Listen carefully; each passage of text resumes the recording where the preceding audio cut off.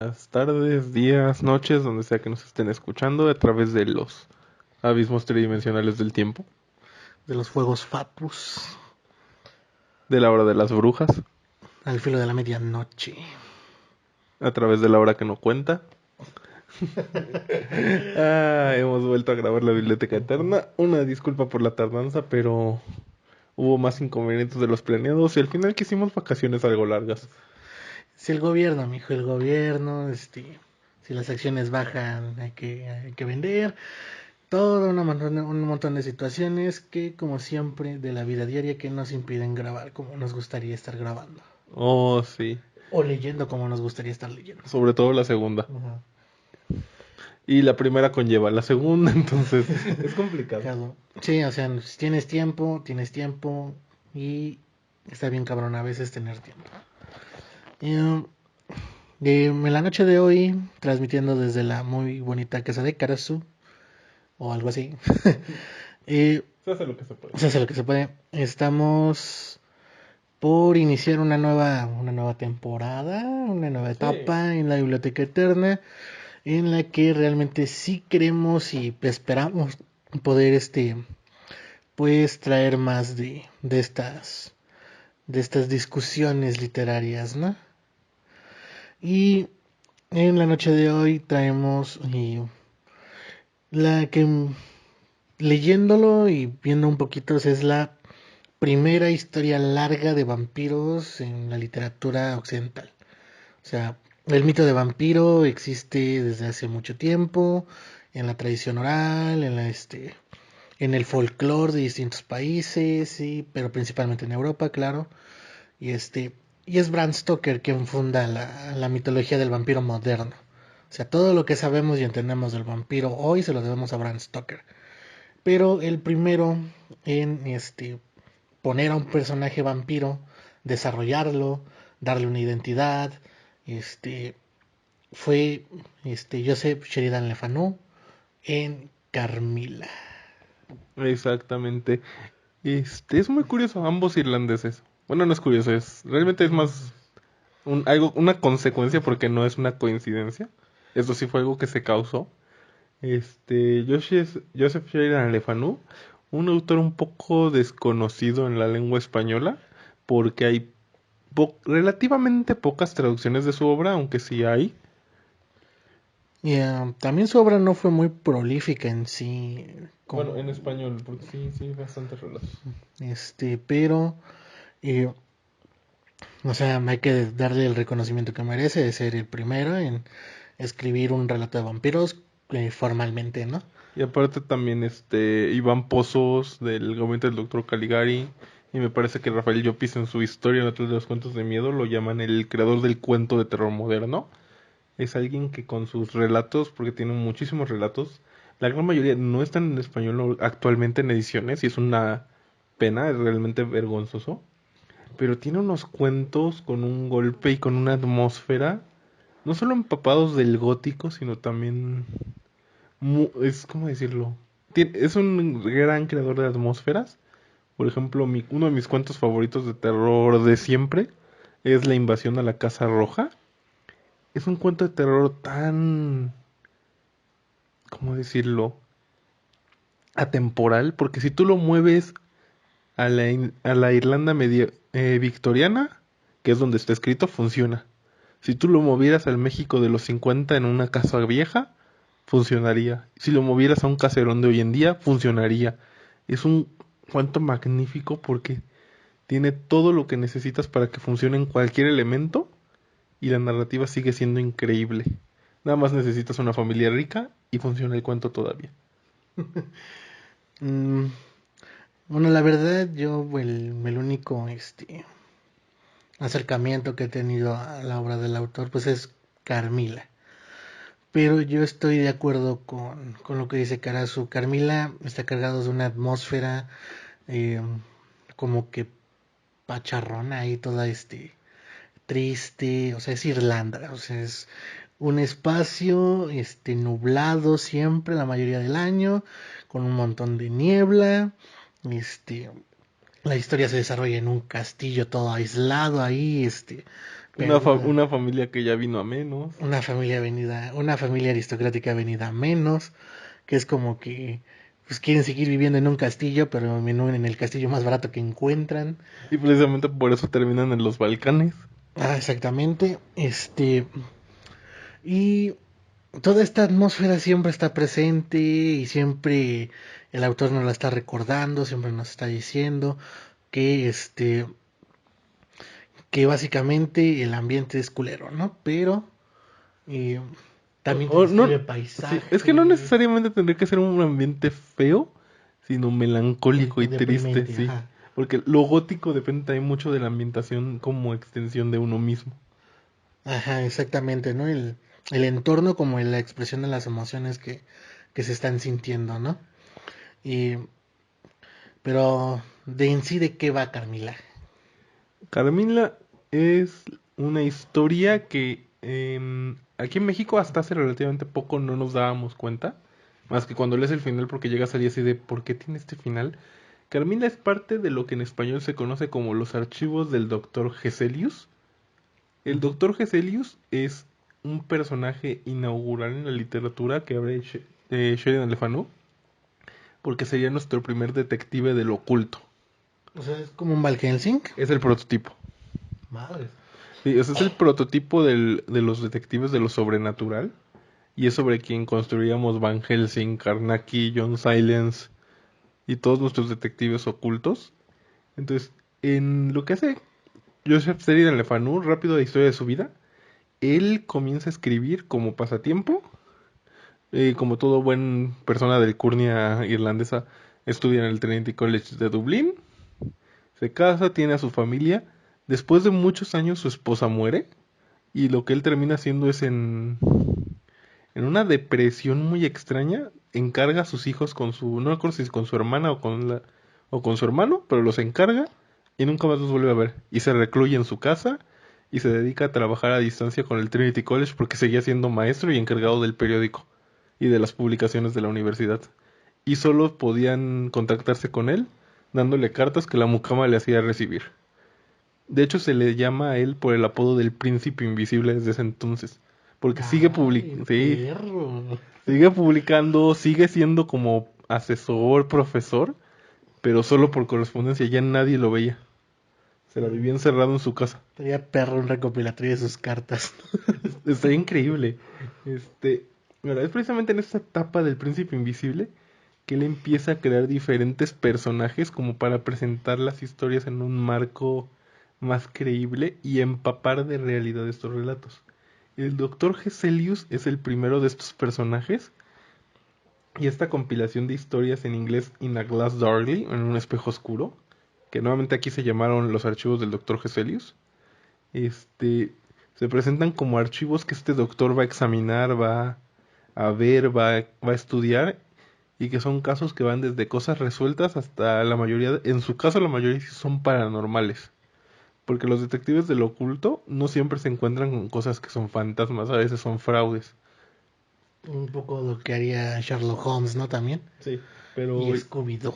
Y Scooby-Doo más bien. Que de hecho, ese sí es uno de esos temas que quiero que desarrollemos ya como clase seminal.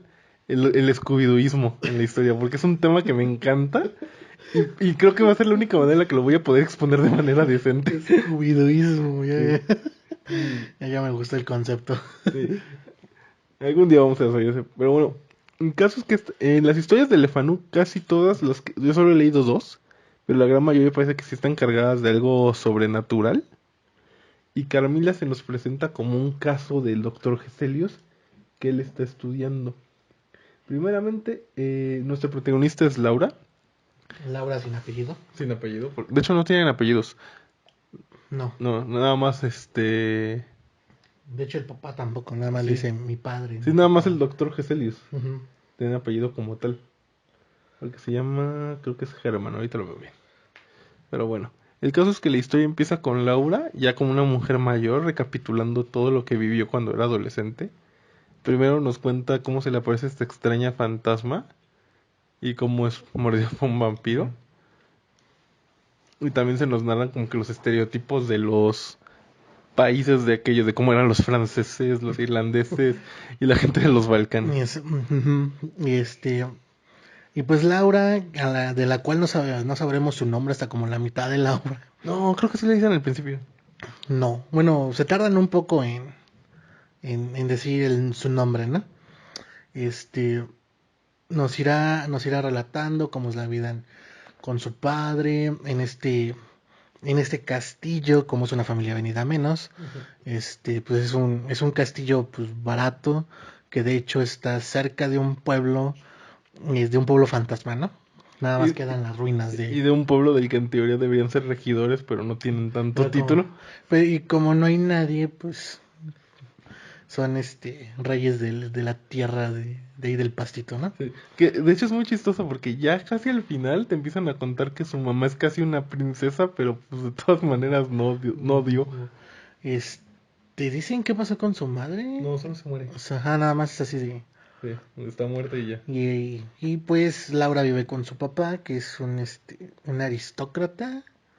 Y Es un ex general. un ex general, ajá. Y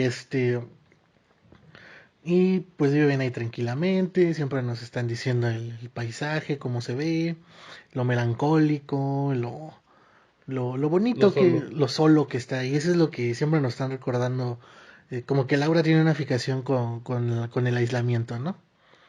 Y un día, y nos cuenta Laura que un carruaje va desbocado y se voltea, eh, justo enfrente de la entrada del castillo de su padre, ¿no?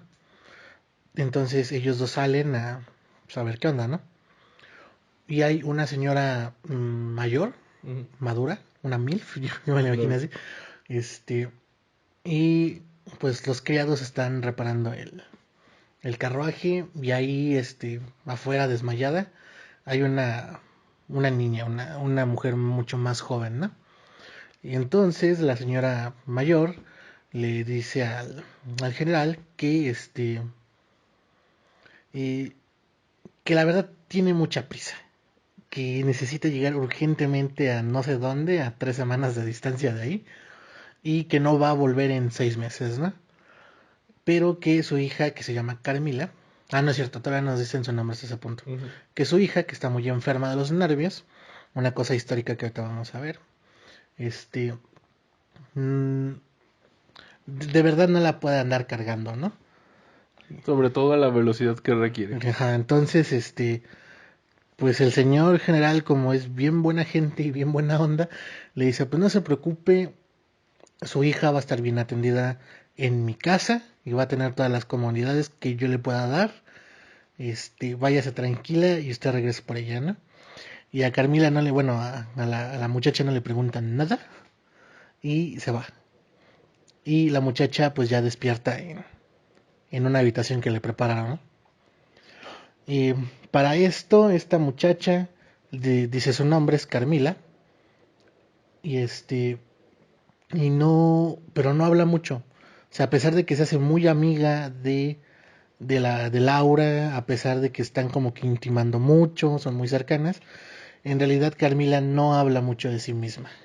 No, de hecho es un personaje. Si la propia Laura es taciturna, Carmila es un agente pasivo-agresivo, diríamos, en términos de relaciones interpersonales, porque se nos dice que es muy enfermiza, que duerme hasta muy tarde, que sufre de ataques de cansancio. Que tiene esta cosa entre comillas, los nervios. Es, Pero que es una noción muy histérica de los nervios. ajá, ahorita llegamos a ese punto, ¿no? Este, antes de esto, Laura estaba muy emocionada porque iba a recibir la visita de otro general. Más bien, él iba a recibir la visita de su sobrina. Ajá. Pero se cancela porque pues la sobrina del general se muere. Y en general está todo loco. Ajá. Y y pues por el luto y el funeral y todo, pues se cancela la visita y Laura queda pues devastada, ¿no? Porque de verdad quería conocer a la sobrina de este general, ¿no? Y como, Porque hashtag vive sola. porque hashtag soledad, y justo como para llenar ese hueco, aparece Carmila, que pues va a tener que ver en esto, ¿no? Ah, Carmila llega a ser como que un poco desesperante porque no sabemos nada de ella y eso hace que el relato como que en cierto punto avance lento. Que avance, pero avance un poco lento, ¿no? Y luego empiezan a pasar cosas extrañas, Laura empieza a tener sueños lésbicos con Carmila, Pero más bien son de ella hacia Laura. Porque Laura siempre lo toma como ¿cómo decirlo? O sea, como que lo entiende, pero le tiene miedo. ajá, que es una cosa muy de la época, que es el miedo a la sexualidad femenina, al placer, a explorar el propio cuerpo y demás, ¿no? Y bueno, en los sueños y visiones que tiene Laura sobre Carmila, es que esta es la muerde, como que su sola presencia le chupa el alma, este, y todos estos sueños cargados de erotismo, de, de ay qué rico pero ay qué miedo, y ese tipo de cosas. Ahí viene el genio de Lefanu, porque Lefanu lo disfraza como de erotismo, pero con un toque de horror, porque también viene mucho de la fuente folclórica del vampiro original, de este ser que succiona la vida de sus víctimas, que aquí es donde el vampiro ya empieza a ser un ser bonito, porque en los relatos anteriores los vampiros eran seres más como lo que hoy en día veríamos como zombies o inclusive hombres lobo. Está el libro de los Ajá, hombres lobo ajá, y ahí se explica y ahí se les considera casi primos hermanos de los vampiros, ¿no? en la mitología. Bueno, ya ni siquiera sé qué, creo que era folclore en ese momento todavía. Que también el la cosa con Carmila es que la describen como de una forma ambivalente. Laura la describe de una forma ambivalente. Es como que bonita, pero a la vez genera repelús, tiene un encanto, pero a la vez cae gorda, es muy expresiva, pero a la vez no dice nada. Es muy amable, pero a la vez tiene ataques de ira. Ajá, ajá, y esta cosa de que es pasivo-agresiva, este, este secretismo que hay alrededor a su vida que no quiere contar. Y es aquí a partir de aquí que Le Fanu empieza ya a construir o empieza a meter el folclore vampírico pues, de Irlanda, ¿no? Que un vampiro no puede decir su nombre cuando estaba vivo, Ujú, pero su nombre vampiro tiene que estar formado de las mismas letras de las que estaba formado su nombre de vivo ujú. Y con la misma cantidad. y con la misma cantidad. Este, eh, Solo puede entrar a una casa cuando se le permite la entrada o cuando se le es invitada. Eh, y y la cuestión que como que ya no le entendí muy bien es la tumba, Ujú. encontrar su tumba, ¿no? De todo esto nos enteramos ya cuando el general llega, el general que los iba a visitar en primer lugar, llega a la casa. Porque para esto, pues Laura empieza a sentirse enferma, empieza a sentirse muy cansada, los doctores no saben qué hacer, y es ahí donde aparece el doctor Geselius. Geselius Que de hecho previamente eso ya habían muerto como 4 mujeres en el en el pueblo. área, Sí, ajá. y todas decían haber visto un fantasma, una mujer que se aparecía. Y aquí Geselius como que al principio está escéptico, ¿no? Ujú.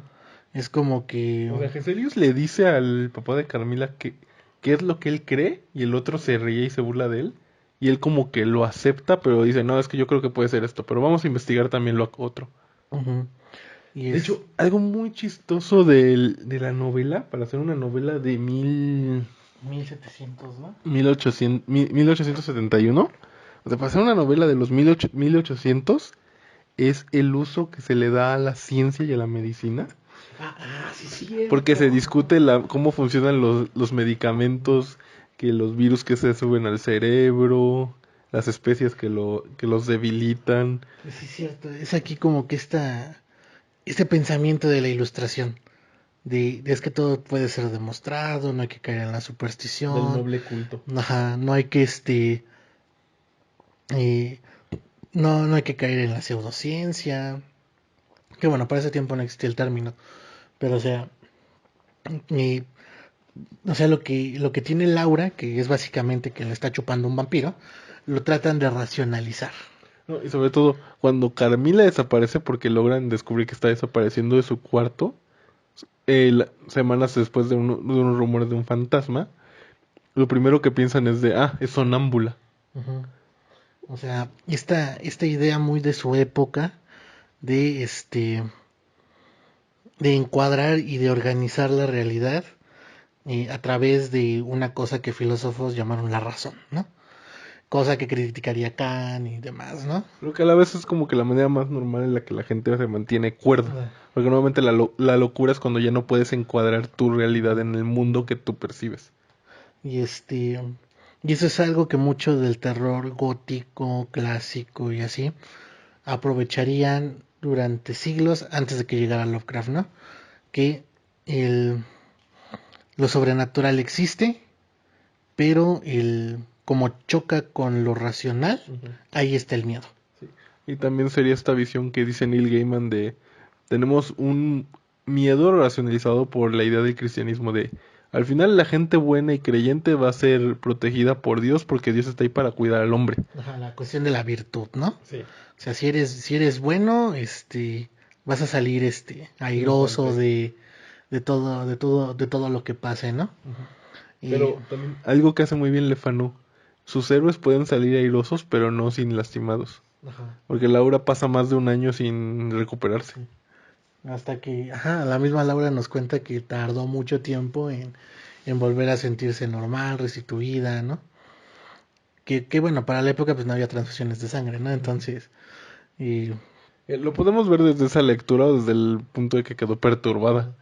porque, o sea, por ejemplo, me acuerdo por ejemplo, en Cumbres Borrascosas, la novela avanza porque uno de los personajes está enfermo y pasa meses enfermo y se recupera comiendo manzanas. Tengo que leerla. Sí, hazlo, tiene una escena de necrofilia, Ok. está muy bien. Y entonces es como que esta cuestión de lo que da miedo es el ser sobrenatural, ¿no? No sus implicaciones, no lo sobrenatural en sí, sino la criatura. Ujú. O sea, en este caso un vampiro. El vampiro es el que da miedo. Pero yo, protegido por la ficción de las páginas del libro y protegido por mi propia virtud, el vampiro no me puede hacer nada. Ujú. Cosa que reinaría en el terror pues hasta que Lovecraft se hiciera popular. Y aparte también fue reivindicado mucho por Drácula de Bram Stoker. Okay. Entonces, si esta noción ya estaba presente en Carmila, Stoker la catapultó. Y Exactamente. todo el mundo la usó de guía. Ajá. Que Stoker tiene su mérito porque si bien él usa mucho de la tradición folclórica del vampiro, también se crea su propio mito. Es que si Stoker sí se recarga en los hombros de Lefanu y de Carmila, pero no se limita a tomar lo que ella les presentó, sino toma más. Más. Toma muchas de las mismas fuentes, para ser honestos, como el libro de los hombres lobo, pero también se va por otro lado y añade más cosas. Por Ujú. ejemplo, esta costumbre de que los vampiros pueden controlar a los lobos, a los murciélagos y a los insectos y a las ratas, Que se convierten en animales, todo eh, eso viene del folclore irlandés propiamente. lo que que solo pueden pisar su tierra, ¿no? Este, O por ejemplo, me acuerdo que me hacía mucha gracia de niño, es que en las regiones de los Balcanes, si un vampiro muerde ciertas frutas, también se pueden volver vampiros. ¿frutas vampiro? Sí, o sea, las calabazas, por ejemplo. Ya ves que en Cobran mitos, vida sí, ya ves que en mitos y leyendas está la carta de las calabazas vampiro, de ahí viene. ¡Oh! O sea, bien chingón Sí, eso. o sea, se me hacía muy tonto, pero de niño se me hacía la imagen más interesante. Sí, se me hacía fabuloso de niño. Pero ¿por qué un vampiro mordería una calabaza en primer lugar? Porque eran vampiros monstruos, no eran. Si nos vamos al vampiro folclórico tradicional, que es el Burdalak, pues es un muerto que se levanta a comerse a su familia, porque su familia es lo primero que recuerda. De hecho, esa idea tradicional de ese vampiro más folclórico lo retoma muy bien Guillermo del Toro en su trilogía de Nocturna, Ok. porque ahí los vampiros se quedan funcionando con lo último que recordaban de vivos. Entonces, por ejemplo, uno de los primeros personajes que vuelve es una niña que quiere ver a su mamá, y pues se come a su familia entera. Ok. Sí, ella no sabe bien qué está pasando, que solo sabe que tiene hambre y que quiere ver a su mamá. Ya. Sí, y es esta cuestión folclórica. Y eso es, o sea, lo que me refiero a que Lefanu es como que el primero que mira hacia el folclore, que mira hacia a la tradición oral, que mira a las leyendas y a los mitos y dice aquí hay algo de valor. No, y que también es parte del modelo romántico nacionalista que está pegando en esos momentos. Ajá, que es lo que volvemos a lo mismo con los hermanos Grimm y los cuentos de hadas y así, ¿no? Pues es como que pasó lo mismo, pero con el folclore vampírico, ¿no? Con el folclore de los monstruos y de las Ujú, en leyendas general, ajá. oscuras. Porque también, por ejemplo, aunque él ya es considerado como un post-romántico, Gustavo Adolfo Bécquer en España, pues agarraría toda esta tradición de la Santa Compañía y de las ánimas para hacer sus cuentos del Monte de las Ánimas, la Cruz del Diablo, y estos cuentos ya que son post-románticos, ya es mucho después. Y si bien Beckett nunca fue al gótico, sus cuentos tienen esta carga de cuentito de terror, porque están basadas en las leyendas tradicionales de España. De Andalucía, para ser más exactos, porque le da andaluz. En México tenemos algo así, En México. Lo que pasa es que o en América Latina, En México nuestras tradiciones derivan de la colonia, entonces nos volveríamos a la Llorona. pero existe. ¿Qué? ¿Un registro? Ajá, bueno, así como una Carmila mexicana o Mm, creo que por ejemplo Quiroga, no, sí, Horacio Quiroga, Horacio pero él es Quiroga, uruguayo. pues hablando a nivel Latinoamérica creo que es el que más se acerca, ¿no? Ujú. Pero pues no parece que no hay así como que alguien haya tomado la leyenda de la Llorona y hecho una reinterpretación ¿no? Pues, o sea, a mí me gustaba mucho la interpretación que hay una película de los 30 de La Llorona. No, ya es como un culto que está buscando una venganza a través de la imagen de La Llorona. Esa es una película del Sí. santo, ¿no? No, no, o sea, pero sí, tomaron esa idea en la película del santo. Santo. Pero, este... Es que nuevamente nuestras leyendas son muy... bueno, no escasas, muy bien, están Muy, como muy que... Sí, colonialista, ¿no? Muy todas son colonialista. colonialistas porque pues, fue la época. Ujú. Y sí tenemos como que monstruos y tradiciones, pero no se les ha explotado tanto por X. La mujer con patas de caballo, ¿no? Por ejemplo. O por ejemplo, en Mérida me contaban que había un monstruo que se llamaba el Hueyquequén, que básicamente es un cerdo gigante demoníaco que se come a la gente que está en el bosque. Nunca he oído un cuento de él. O sea, solo me contaban que es que a mi tío lo persiguió. Es que mi abuelo cuenta que cuando eran niños oían cómo chillaba en la selva y oían los gritos de sus víctimas. Pero nunca he leído un cuento. Sí, por ejemplo, está los nahuales, ¿no? Por Ándale. ejemplo, eh, la cuestión de la brujería. Yo solo he leído un cuento sobre brujería mexicana. Y es una ¿Dónde está? cuestión, está en una recopilación en un homenaje a Lovecraft de una editorial independiente que se llama La sangre de las musas. Así se llama H.P. Lovecraft, una conmemoración mexicana. Y el cuento en sí se llama El devorador de Tlatelolco. Se trata de un político del PRI, obviamente. No dicen el partido, pero es un político del PRI. No había otro, No había- literalmente. sí. Que llega con un brujo y le da 2 millones de pesos para que le haga un trabajo a otro político, ¿no? Y este brujo se pone a explicar cómo funciona el devorador, que es un concepto Lovecraftiano, pero también muy apegado a la tradición, este, sí, a la tradición de la brujería mexicana de que hay que ir a atrapar la energía que está ahí en algún lado y depositarla en un objeto. En este caso usaba una cabeza de cerdo, ¿no? Y con eso el devorador irá a buscar al objetivo. Pero o sea, ahí combinan lo craftiano con el folclore de aquí. Ujú. Y es un cuento muy bien hecho y muy bonito, la verdad. Y el recopilatorio en sí está bastante bien. Ok, vamos a ver si lo traemos luego a la mesa. También ahorita de autores mexicanos, no sé si Chimal y Ocoria se han dedicado a hacer algo. Tendrían que, porque Yo estoy casi seguro ellos que... son los que más han tratado de explotar la mexicanidad. O sea, por ejemplo, Chimali tiene un cuento de zombies, de un Sí. apocalipsis zombies. No, pero, o sea, yo estoy casi seguro que en algún Horroris Causa mencionan algo, pero no me puedo acordar, entonces no me atrevo a decirlo. Este... Lo mm, que sí me acuerdo es una película que por el título suena muy chusco, que es Los vampiros de Coyoacán, que suena la cosa más chusca, pero es igualita a la película de La Noche de Miedo, pero como 10 años antes. ok. Es un cuate que está espiando a sus vecinos y que está convencido de que su vecino es un vampiro. Ya es una película un poco más de los 70s, de los 80s. Se basa más en la leyenda del vampiro europeo. Y hay una trilogía del vampiro de Germán Robles, que es una traslación igual del vampiro europeo, que llega pero a México. Compra un castillillo en México, empieza a atacar Ah, con la gente. Es una trilogía de películas con el vampiro, el ataúd del vampiro y creo que el ejército del vampiro.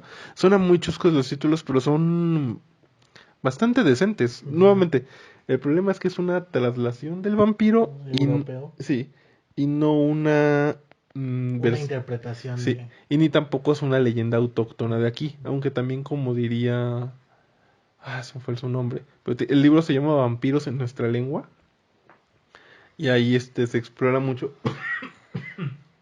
disculpen, ahí se explora mucho que en México no tenemos un vampiro porque nuestras brujas son muy vampiros. Ajá. Sí, de que se chupa la sangre de los Niños. niños, del seno de las mujeres que dan a luz, que dan De, pecho, perdón. de hecho, la tradición mexica tenía la Xihuateteo, Cierto. que eran fantasmas de mujeres que habían muerto al dar a luz y que por alguna razón no podían pasar Al al otro más lado. allá, ¿no? Y y se dedicaban a chupar la sangre de los niños y de otras mujeres. Y se cree como que el rastreo dice que como que de ahí viene la tradición de la llorona, Ujú. de las chihuateteo. Y también había como unos monstruos que caminaban por la noche, pero no puedo recordar los nombres. El fantasma este que no tiene cabeza y se abre el pecho. No, aparte de ese, había otro. Este, o sea, sí hay un folclore aquí que se podría recuperar bastante bien, ¿no? Ujú. Y del que sí el que podemos explotar bastante. Y yo creo que sí, yo creo en la identidad. O sea, yo creo que podemos recuperar como que todos estos mitos para crear un poco de identidad nacional, pero sin caer en los nacionalismos. Habría que ver. Es que es un tema complicado ya hoy en día, en el siglo XX, 21, año 2020. Pero bueno, volviendo a Carmila, esto es el trasfondo como en la época de los nacionalismos, volver a las leyendas, a lo de nuestro país, aunque en realidad estaban extrapolando la figura del vampiro más europea, bueno, más de Europa Oriental. Pero por ejemplo, en Irlanda tuvieron la cuestión de la peste, bueno, de la peste, de la plaga de, ¿cómo se llamaba? La que tose sangre. ¿Tuberculosis? La plaga de tuberculosis, que eso le tocó más verlo a Stoker, que cuentan que si había un enfermo de tuberculosis, cavaban un hoyo, lo empujaban y lo enterraban vivo. Ah, la madre. Y entonces si lo enterraban mal, se levantaba el muerto. No porque estaba muerto, sino porque en realidad no estaba... No, que diga, no porque fuera un zombie o un vampiro, sino porque no estaba bien muerto. Muerto. Entonces, pues obviamente te despiertas y de, ay, voy a ir a buscar a mi mamá. Y pues te aterrorizabas a toda la villa. Sí, que son Ah, cuestiones ahorita muy fuertes. También estuvo las pestes por falta de comida. O sea, Irlanda tiene una tradición espectral, vamos a decirle terrible por los hechos que la inspiraron, pero que cuando en mentes como Le Fanu, Stoker, Oscar Wilde toman todas estas ideas y las transforman en sus cuentos de horror es fascinante. Y esa atmósfera que nos heredan no solo es del gótico, sino de la propia vista que tiene su país de lo que estaban viendo y viviendo. sí. Y y toda esta tradición y todo este folclore, pues y termina creando ficciones propias, ¿no? Ujú. Y Le Fanu lo logró, Stoker lo logró, y incluso si nos ponemos estrictamente exactos, pues Stephen Meyer también lo logró, Ujú.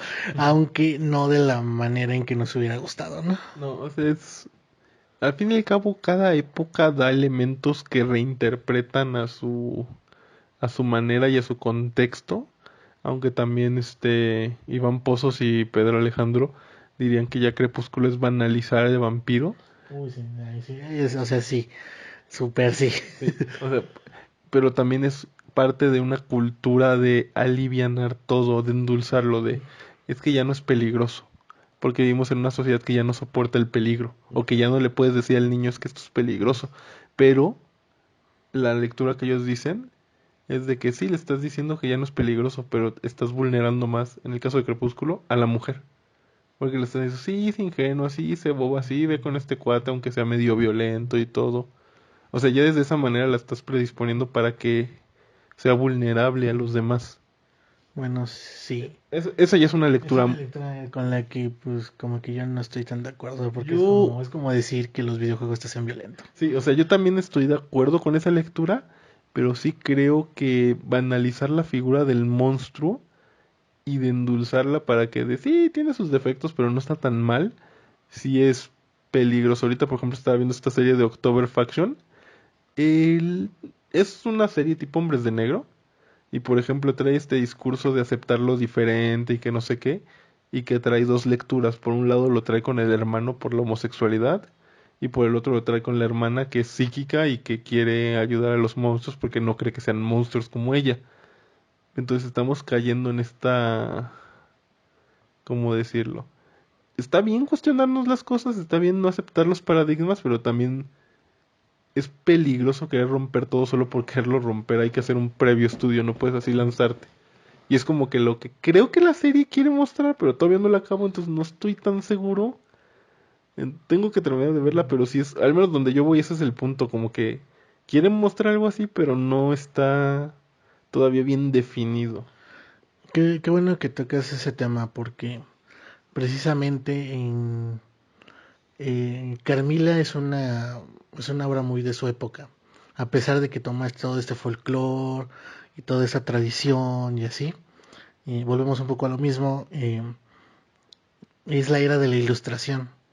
eh, el abrirse paso a través de la ciencia, a través de la razón, a través de la lógica, este,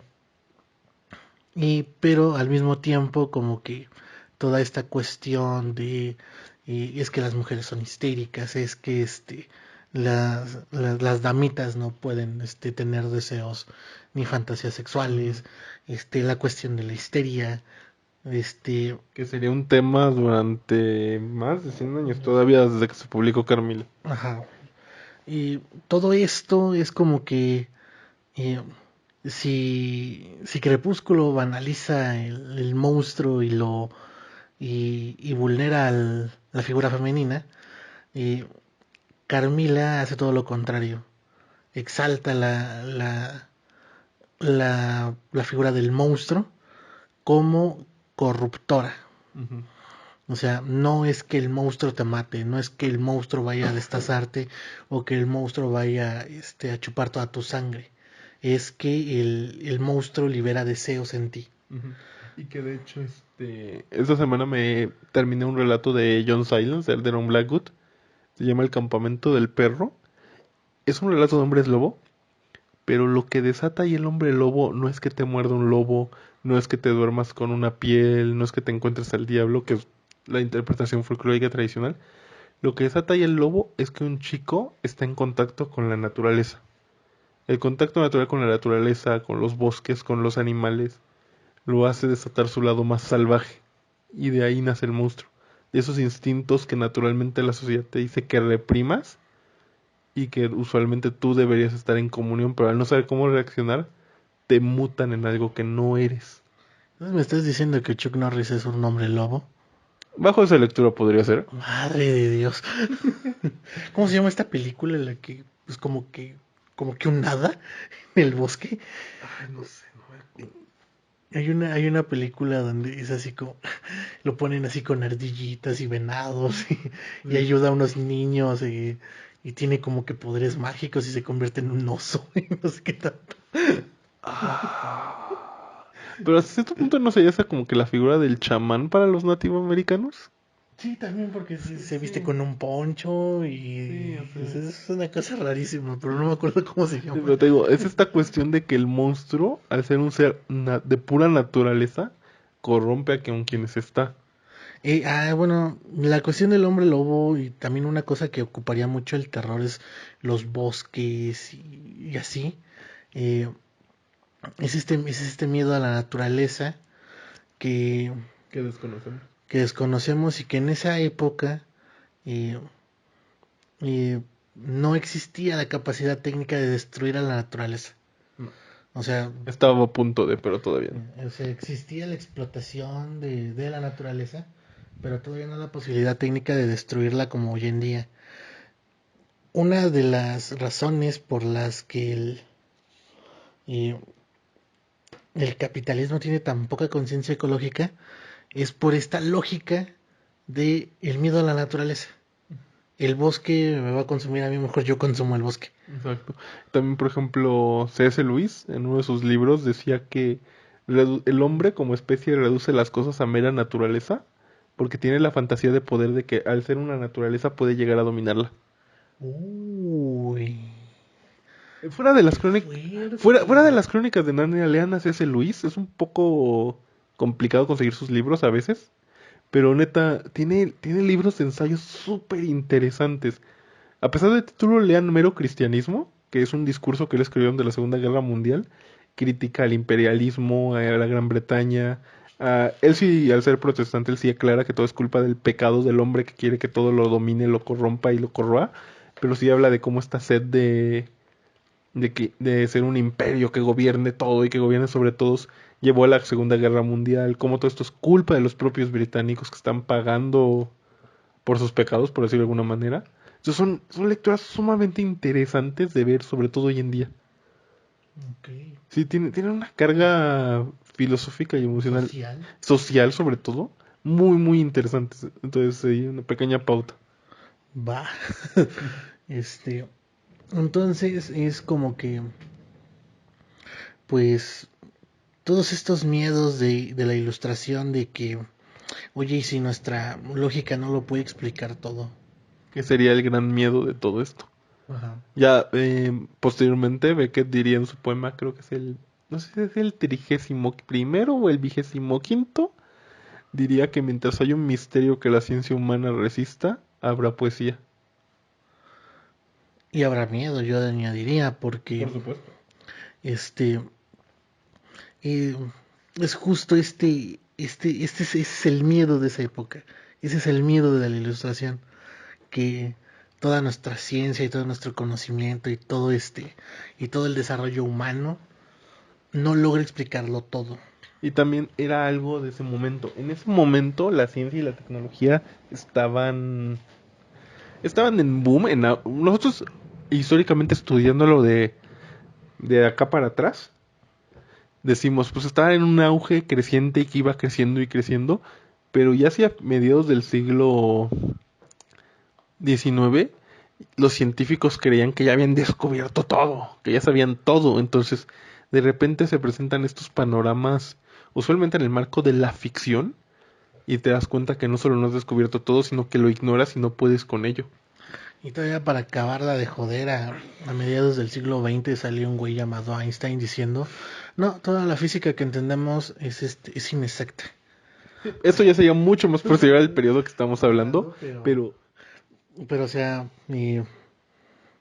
creo que lo dice Lyotard, que a partir del descubrimiento de la física cuántica, el gran relato de la ciencia empieza a tambalearse. sí. Y aparte también son los grandes periodos, por ejemplo, no me acuerdo cómo se llama este historiador que dice, un romano pudo haber vivido en la Edad Media sin problemas, porque el esquema cultural seguía siendo relativamente similar, pero en la época victoriana ya no, ya todo había cambiado tanto que ya no podría adaptarse. Entonces también es este punto donde ya quebramos la historia y el esquema de la historia cambia completamente hacia otro punto donde la época victoriana ya gobierna la razón, la religión se intenta que vaya para menos, pero en realidad termina yendo para más.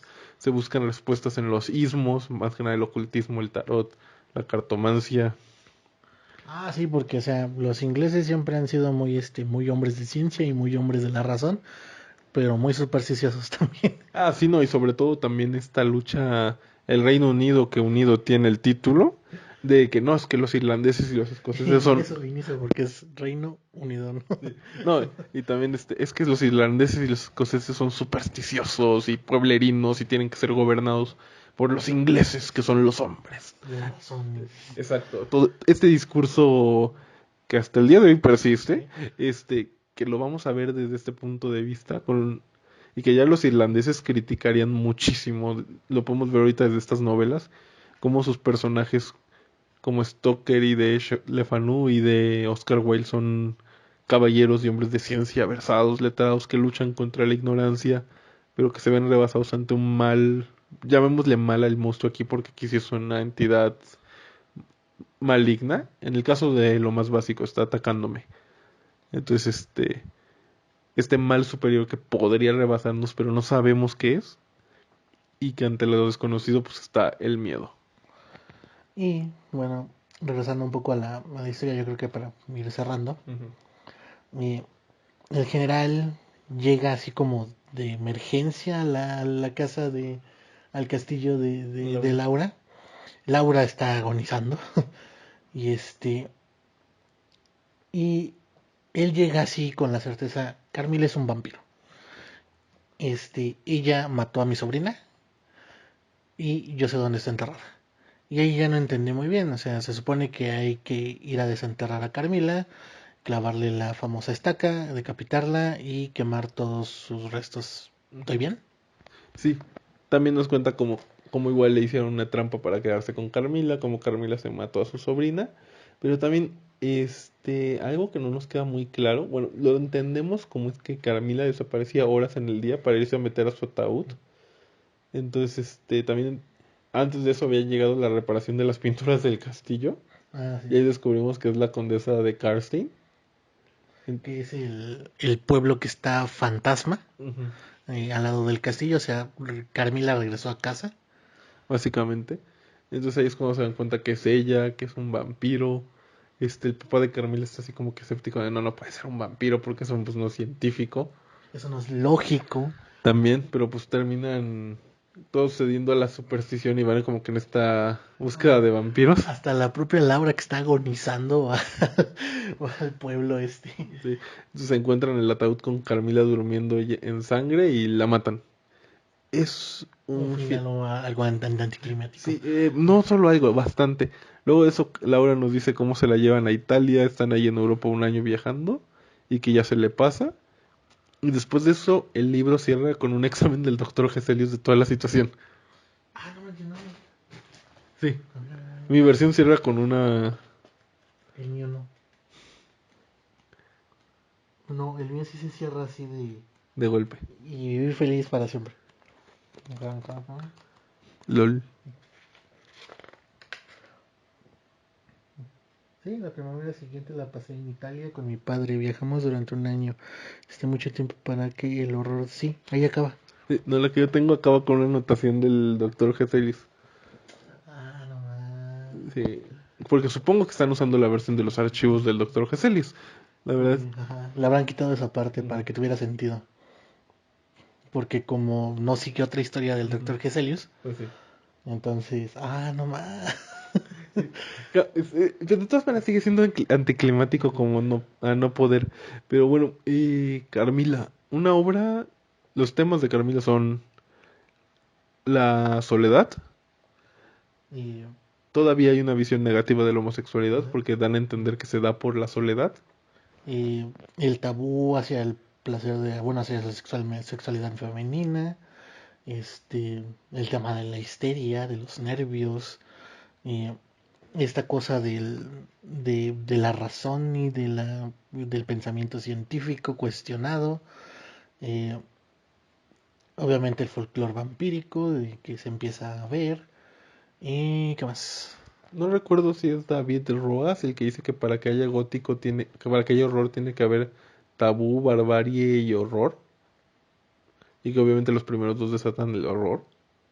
Creo que es David Roas, pero yo creo que también está el tabú, está la barbarie, porque pues, son países bárbaros donde se ubican.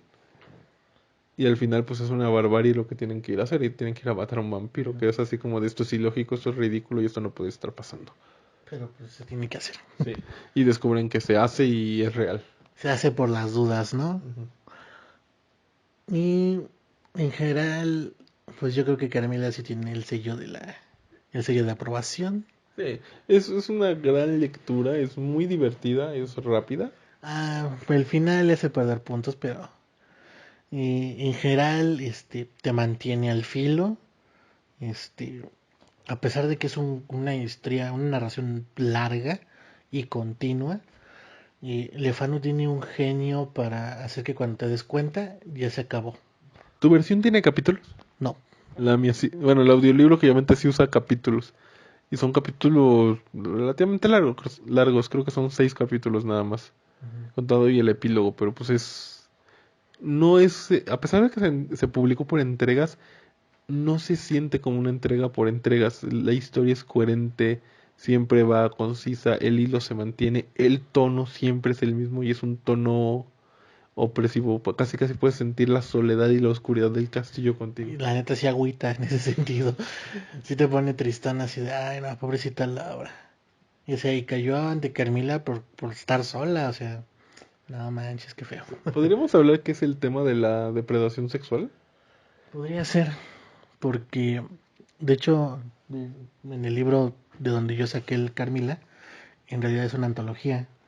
Y de los cuentos que llevo leídos, este, y la figura del vampiro tiene esta carga sexual depredadora. Ujú. De, eh, y también un poco como de esta cosa como de hacer un pacto con el diablo, ¿no? Yo te doy placeres y te doy diversión, pero tú dame tu sangre, o sea, dame tu alma, ¿no? Y así que yo diría que sí. Sí, que de hecho también se ve ahorita en la versión que sacó la BBC y Netflix de Drácula. También se habla mucho de ese tema. De que ser un vampiro es casi casi tener un pacto con el diablo. Así que Carmila está chido, para resumir. Sí. Rápidamente. ¿Adaptaciones o mención honorífica alguna versión basada en Carmila? Y yo no encontré material basado precisamente en Carmila, pero en la película Lucarda, que es una película mexicana de Que horror. está catalogada como adaptación, curiosamente.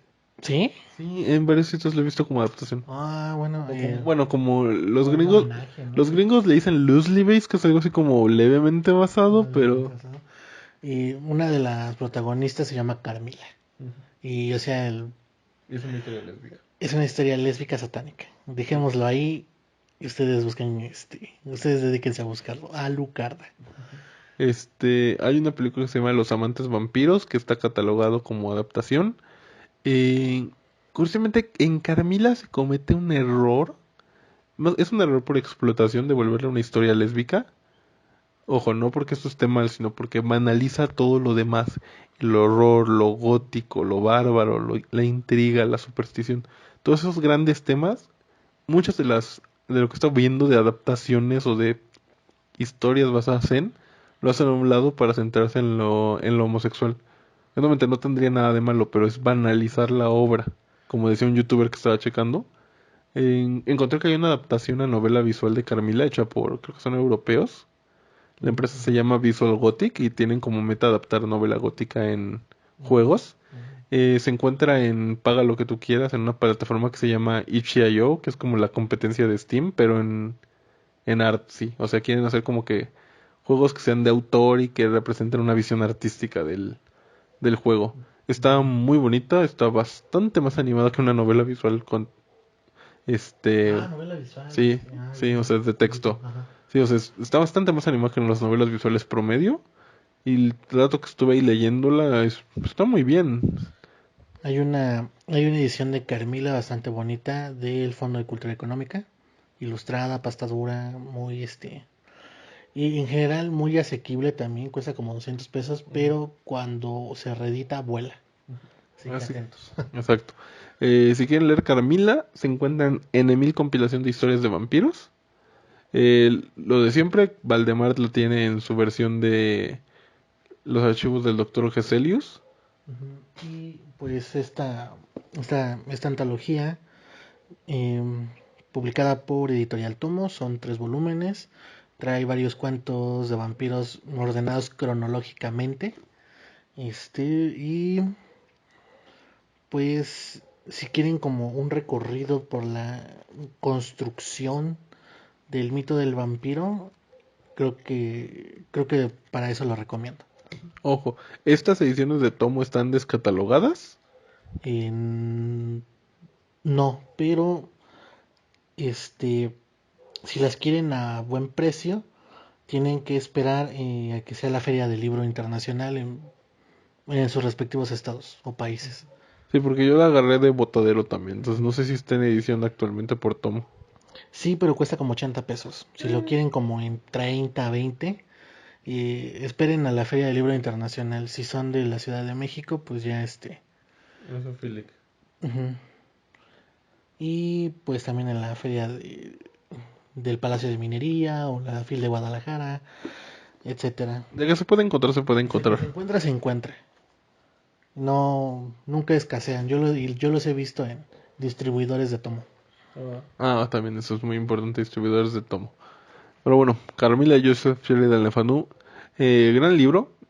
No cometan el error de banalizarlo como solamente una historia lésbica. Ojo, no porque sea malo, sino porque es banalizar el resto del significado de la obra. Sí, Y por- como que ocultar todos los demás significados que tiene, ¿no? Porque sí creo que es una obra que se hizo con esa complejidad.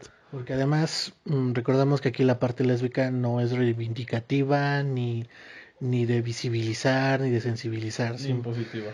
Está, de hecho, pues está satanizando las otras formas de sexualidad que no son la heterosexual, así que y, relájense un poco con eso. Sí, estamos en una época donde todo el mundo tiene todo a flor de piel. Pero nuevamente todo en el marco de su contexto. Exactamente. Entonces, la Biblioteca Eterna recomienda a Carmila y Joseph Sheridan Le Fanu. Si quieren leer algo similar, ¿tú qué recomendarías? Otro cuento, en la misma, Hasta el inicio. en la misma antología llamada La muerte enamorada, ¿De quién? de Theophile Gautier. Ok, Es como Carmila llevado al 1000%. ok. Yo una historia similar a Carmila no ubico, pero Clark Ashton Smith creo que es dentro de Zotique, tiene un cuento que se llama El funeral de Ilalota, no, El entierro de Ilalota creo que es el título original. Es una historia también de una mujer que como que se vuelve En la versión que yo tengo le dicen Lamia, no le dicen vampira, pero Es una interpretación muy interesante de una historia de un vampiro, muy cortita también, pero me agradó lo que leí, yo creo que les podría interesar Películas del santo, el santo contra las mujeres vampiro. a fuerzas. Bueno, esto sería todo por el episodio de Carmila y que tengan felices pesadillas. Hasta la próxima.